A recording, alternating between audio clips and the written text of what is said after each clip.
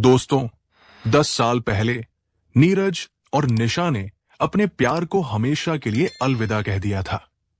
आज एक शादी के रंग बिरंगे माहौल में उनकी आंखें फिर टकराई।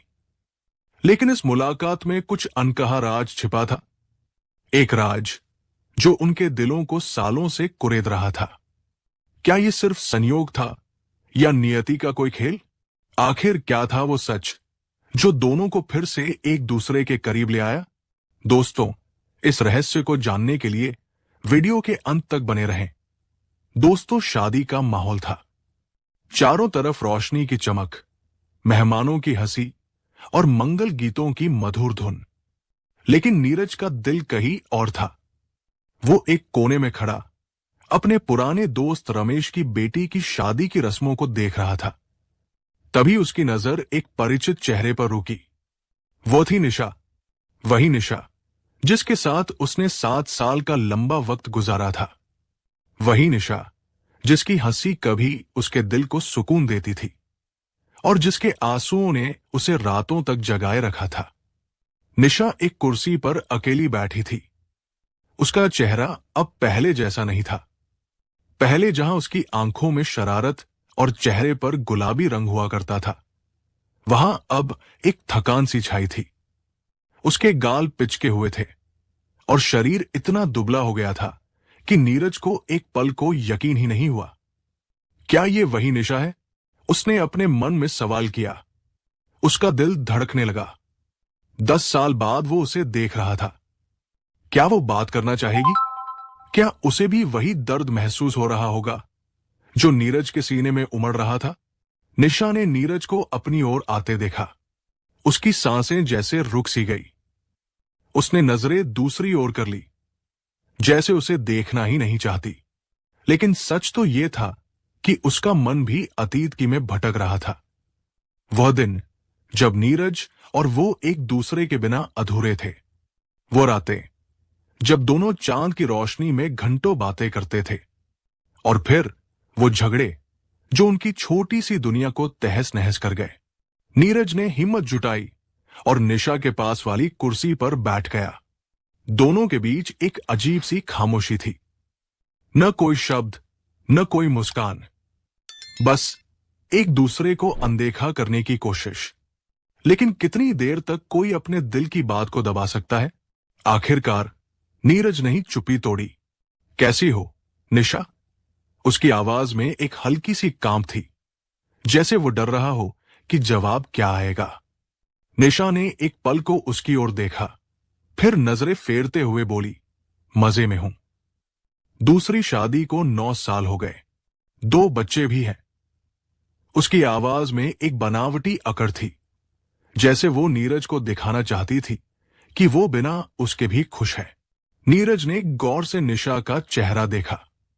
उसकी आंखों में वो चमक गायब थी जो कभी उसे देखकर उसका दिल धड़का करती थी। उसके चेहरे पर झुर्रियां नहीं थी, लेकिन एक थकान थी जो शब्दों से ज्यादा बोल रही थी। उसके कपड़े साधारण थे, कोई चमक दमक नहीं। नीरज के मन में एक पुरानी तस्वीर उभरी जब निशा उसके साथ थी। तब वो कितनी खूबसूरत थी। उसके गालों पर गुलाबी रंग, आंखों में शरारत और हंसी जो पूरे घर को रोशन कर देती थी। लेकिन अब वो सिर्फ एक छाया सी लग रही थी। तुम कैसे हो? निशा ने खुद को संभालते हुए पूछा। और हमारा बंटी वो कैसा है? नीरज ने भी उसी बनावटी अकड़ के साथ जवाब दिया, मैं भी मजे में हूं। दूसरी शादी को 6 साल हो गए, एक बेटी है। और बंटी? वो अब 9वीं क्लास में है। मेरी पत्नी बहुत अच्छी है, हम बहुत खुश हैं। निशा के दिल में एक चुभन दौड़ सी हुई। उसने नीरज की बातों को सुना, लेकिन उसका ध्यान नीरज के चेहरे पर था। वो पहले जैसा नहीं था। उसके बाल सफेद हो गए थे, भले ही डाई की वजह से ऊपर से काले दिख रहे थे, लेकिन जड़ों में सफेदी साफ झलक रही थी। उसका पेट भी निकल आया था और चेहरे पर एक थकान थी, जैसे जिंदगी ने उसे समय से पहले बूढ़ा कर दिया हो। अच्छा, निशा ने धीमे से कहा, और फिर दोनों चुप हो गए। शादी का माहौल अपनी रौ में चल रहा था, लेकिन इन दोनों के बीच समय ठहर सा गया था। दोनों अपने अपने ख्यालों में डूबे थे। निशा को याद आया वो दिन जब नीरज ने उसे पहली बार आई लव यू कहा था। उसकी शरारती मुस्कान, उसकी वो बातें जो उसे हंसा हंसा कर लोटपोट कर देती थी। और नीरज, वो सोच रहा था कि कैसे निशा की एक हंसी उसके दिन को बना देती थी। लेकिन फिर वो छोटी छोटी बातें जो धीरे धीरे बड़े झगड़ों में बदल गई, वो गुस्सा, वो ताने और आखिरकार वो तलाक, जिसने उनकी जिंदगी को दो टुकड़ों में बांट दिया। नीरज और निशा की कहानी कोई फिल्मी कहानी नहीं थी। ये एक साधारण सी प्रेम कहानी थी जो दिल्ली के एक कॉलेज में शुरू हुई थी। नीरज एक मध्यम वर्गीय परिवार का लड़का था जो अपनी सादगी और हंसमुख स्वभाव के लिए जाना जाता था। उसे किताबों से ज्यादा क्रिकेट और दोस्तों की महफिलें पसंद थी। निशा, वो कॉलेज की सबसे चुलबुली और खूबसूरत लड़की थी। उसकी हंसी में एक जादू था जो हर किसी को अपना दीवाना बना देता था। उनकी पहली मुलाकात कॉलेज के वार्षिक समारोह में हुई थी। निशा स्टेज पर एक नाटक में हिस्सा ले रही थी। उसकी आंखों में एक चमक थी और उसकी हर अदा में एक नटखटपन। नीरज नीचे बैठा उसे देखकर मंत्रमुग्ध हो गया था। नाटक खत्म होने के बाद उसने हिम्मत जुटाकर निशा से बात की। तुम्हारी एक्टिंग कमाल की थी, उसने कहा, और निशा की हंसी ने उसका दिल चुरा लिया। उसके बाद दोनों की दोस्ती धीरे धीरे प्यार में बदल गई। कॉलेज की कैंटीन में लंबी बातें, बारिश में भीगते हुए सैर और एक दूसरे के लिए छोटे छोटे सरप्राइज। नीरज को निशा की हर अदा पसंद थी और निशा को नीरज की सादगी और उसका हंसमुख स्वभाव। एक दिन कॉलेज की छत पर बारिश की बूंदों के बीच नीरज ने निशा का हाथ थामा और कहा, निशा, मैं तुम्हारे बिना जी नहीं सकता। निशा की आंखें नम हो गई और उसने हल्के से सिर हिलाकर हामी भर दी। लेकिन शादी के बाद जिंदगी ने दूसरा रंग दिखाया।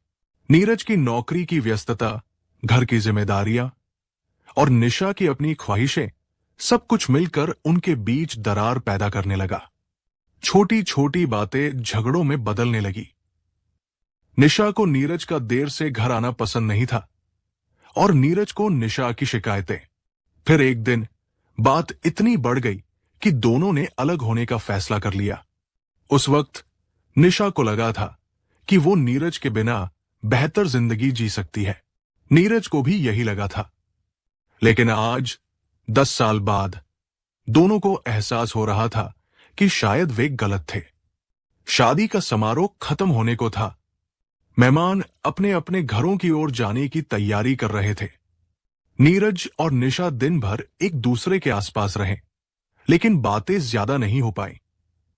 दोनों के मन में एक तूफान सा उठ रहा था। क्या कहें, कैसे कहें, क्या पुरानी बातों को फिर से कुरेदना ठीक होगा? आखिरकार जब निशा अपना बैग उठाकर जाने लगी, नीरज ने हिम्मत जुटाई। वो उसके पास गया और धीमे से बोला, निशा, एक बात कहूं? निशा ने रुककर उसकी ओर देखा। उसकी आंखों में एक सवाल था। क्या? उसने पूछा। नीरज की आवाज में एक गहरी उदासी थी। जिंदगी वही थी जो तेरे साथ गुजरी, अब तो बस दिन काट रहा हूं। उसके शब्द निशा के दिल में तीर की तरह चुभे। उसकी आंखें नम हो गई। एक पल को लगा जैसे गले में कुछ अटक गया हो। उसने खुद को संभाला और बोली, मैं भी पछता रही हूं नीरज। दूसरी शादी में मुझे एक शराबी और गंदा इंसान मिला। रो रोकर दिन काट रही हूं। नीरज की आंखें भी भर आई। उसने नजरें दूसरी ओर कर ली ताकि निशा उसकी कमजोरी न देख ले। हम दोनों मूर्ख थे निशा, उसने कहा। छोटी छोटी बातों को बड़ा करके हमने सब कुछ खो दिया। मैं बस इतना कहना चाहता हूं कि तुम बहुत अच्छी हो। तुम्हारे साथ गुजरे पल ही मेरी जिंदगी का असली खजाना है। निशा की आंखों से आंसू छलक पड़े। वो रोते हुए बोली, मैं भी उन पलों को याद करके ही जी रही हूं नीरज। इतना कहकर उसने अपना बैग उठाया और तेजी से चल पड़ी। नीरज उसे जाते हुए देखता रहा जब तक वो भीड़ में गायब नहीं हो गई। लेकिन जैसे ही निशा गायब हुई, नीरज की नजर एक पुराने लिफाफे पर पड़ी जो निशा के बैग से गिर गया था। उसने उसे उठाया और खोला। अंदर एक पुरानी चिट्ठी थी जिस पर लिखा था, नीरज, मैंने तुम्हें कभी नहीं बताया, लेकिन बंटी के जन्म के बाद कुछ ऐसा हुआ जो मैं आज तक छिपाती आई हूं। नीरज का दिल जोर से धड़कने लगा। ये क्या राज था और निशा ने उसे क्यों छिपाया? शादी का माहौल अब धीरे धीरे शांत हो रहा था। मेहमान अपने अपने घरों की ओर रुख कर रहे थे। रंग बिरंगी लाइटें मध्यम पड़ रही थी और मंगल गीतों की धुन अब हल्की हल्की गूंज रही थी। लेकिन नीरज और निशा के दिलों में एक तूफान अभी भी उमड़ रहा था। उस चिट्ठी ने जो निशा के बैग से गिरी थी, नीरज के मन में सवालों का एक भंवर पैदा कर दिया था। नीरज, मैंने तुम्हें कभी नहीं बताया, लेकिन बंटी के जन्म के बाद कुछ ऐसा हुआ जो मैं आज तक छिपाती आई हूं। ये शब्द उसके दिमाग में बार बार गूंज रहे थे। क्या था वो राज? और निशा ने उससे क्यों छिपाया? नीरज ने चिट्ठी को अपनी जेब में रख लिया और निशा की ओर देखा, जो अब भीड़ में गायब हो चुकी थी। उसका मन चाह रहा था कि वो निशा को रोक ले, उससे पूछ ले कि आखिर ये क्या बात थी जो उसने इतने सालों तक छिपाई। लेकिन उसकी हिम्मत जवाब दे रही थी। क्या वो इस सच को सुनने के लिए तैयार था? क्या वो निशा की जिंदगी में फिर से दखल देने का हक रखता था?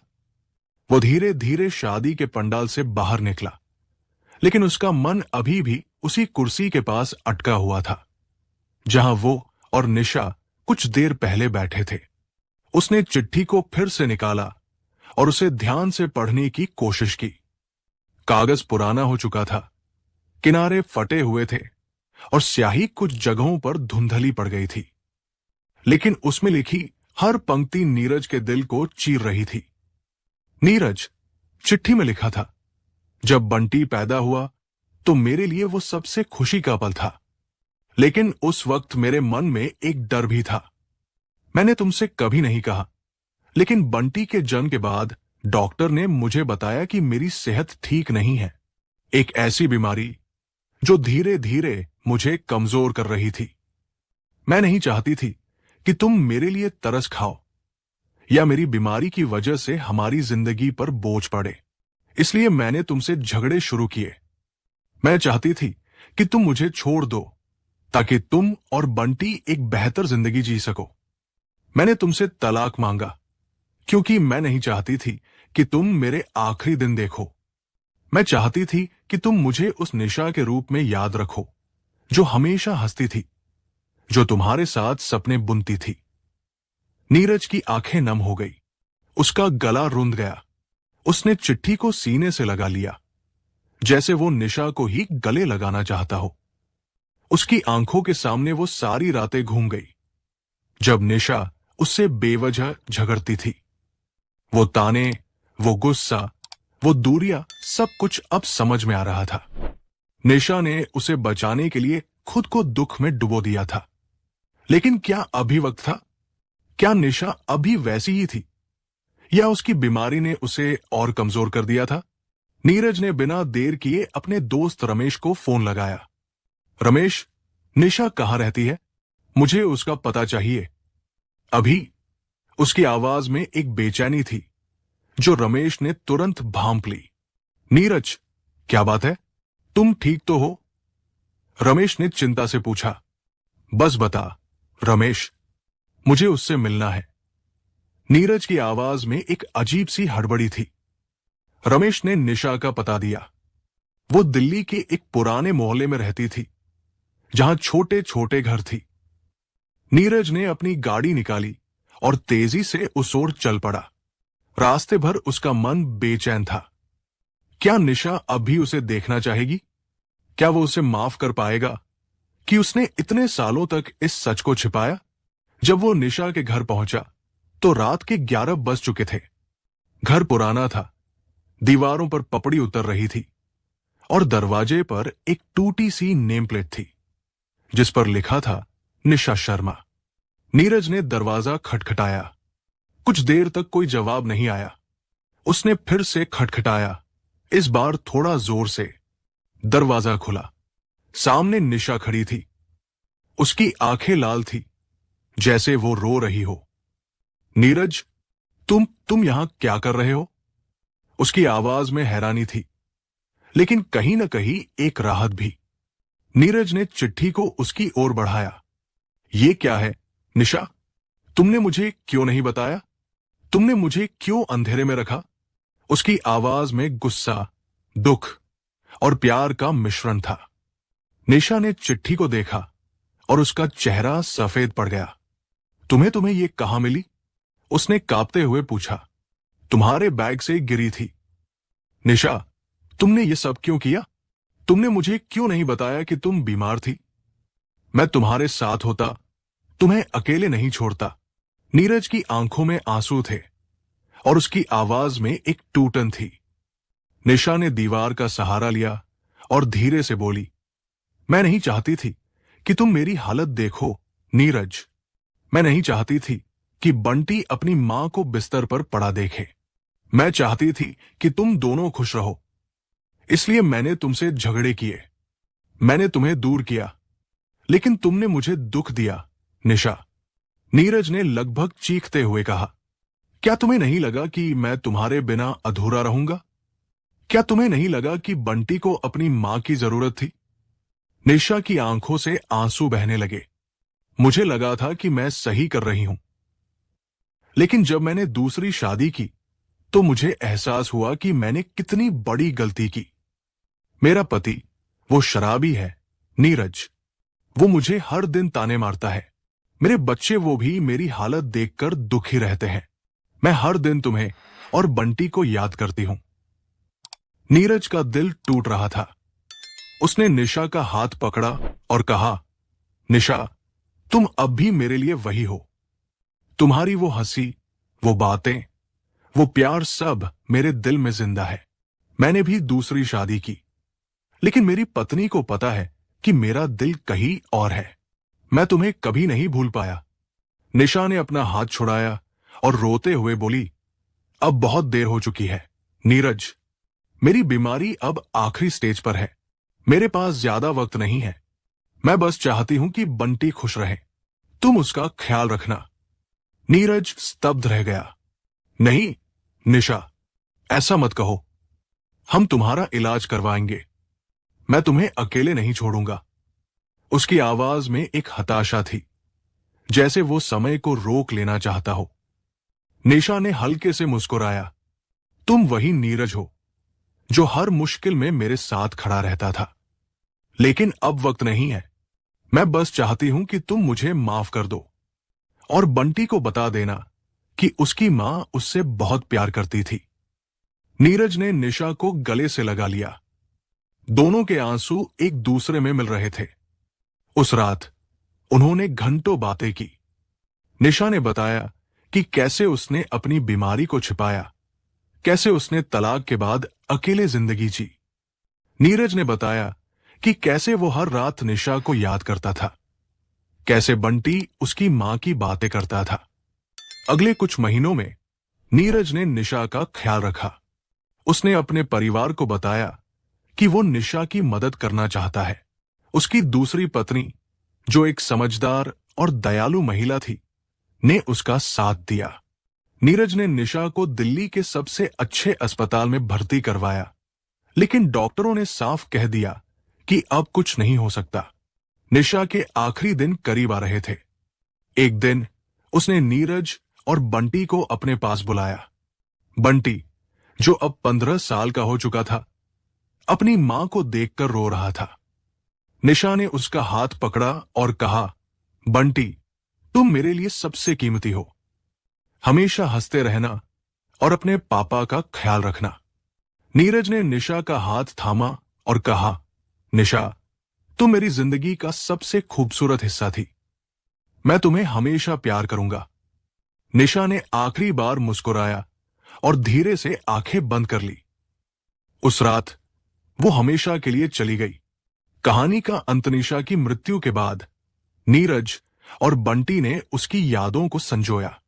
चिट्ठी का राज खुल चुका था और नीरज को अब कोई पछतावा नहीं था। उसने निशा को माफ कर दिया था और खुद को भी।